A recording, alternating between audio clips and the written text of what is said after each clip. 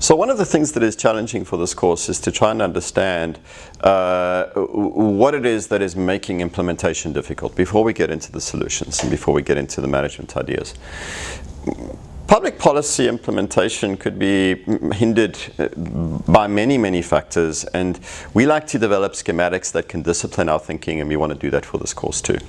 I like a recent article by some authors at PwC, a consulting firm, because they simplify some things that they see as getting in the way of policy implementation, and they make a lot of sense to me.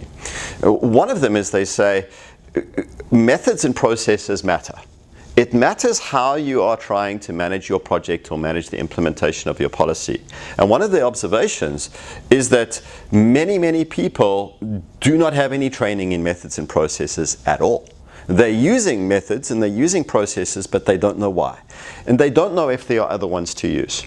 So one of the things that is a problem is we don't really kind of have people who know about project management or policy implementation management. The other is that sometimes the methods and the processes we are taught to implement new policy don't align very well with the processes that already exist in the public sector. The laws, the procedures, the regulations, and therefore we're asking people to do things that don't gel well with their rule-bound definition of their job. Outside of methods and processes, the list of things includes stakeholders and leadership issues. And they say many projects seem to fail, or many policy implementation initiatives, because the sponsors in the government or the top management support doesn't turn out to be as robust or as consistent as it needs to be. And this is something we find across the literature. It's a nice specific thing. It's not saying it's a leadership issue, it's saying sponsorship, top management. They also say that there's a problem with the expectations people have of policy implementation. That sometimes people don't have the right expectations, or the expectations are too short-termist, they're not long-term enough. Think about the fact that you're dealing with political environments where people are in power for a few years and you have very small windows in which to work. Well, what happens if your policy is a 10-year-long policy, but your window is 2 years? And the expectations are changing? Well, instead of complaining about that, you need to have a strategy to manage that and to align what you're doing with the expectations of your principals. One of the other things is that you need to think about acceptance of failure in public projects.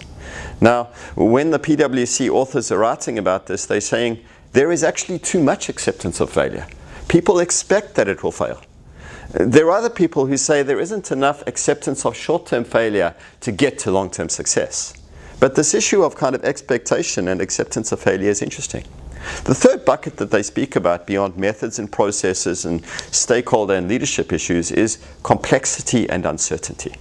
And they say that one of the things that sets aside a public policy project from a lot of those in the private sector is political complexity. How do you know who's going to be in power in 4 years' time?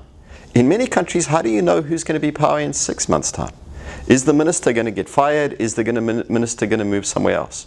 The political complexity of bureaucracy matters, right? Every ministry in a government sometimes is its own fiefdom.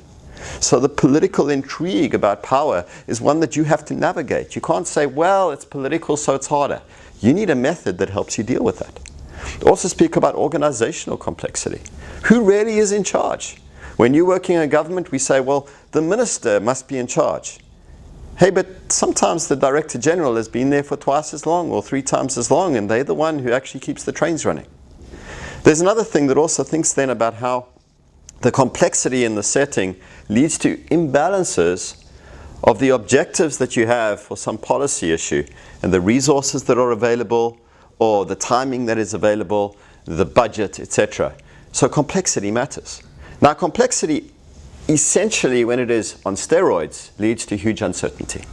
We don't know if the money's going to come. We don't know if the people have the capability. We don't know if the support will be there. We don't know if the environment will be stable enough. And because we have the uncertainty, projects often fall apart. Again, think about a 4-year project where you say, we're going to start and we're going to do this over the 4 years. How many things happen in a 4-year period in a government that we do not forecast? And how many of those things are going to threaten what we do?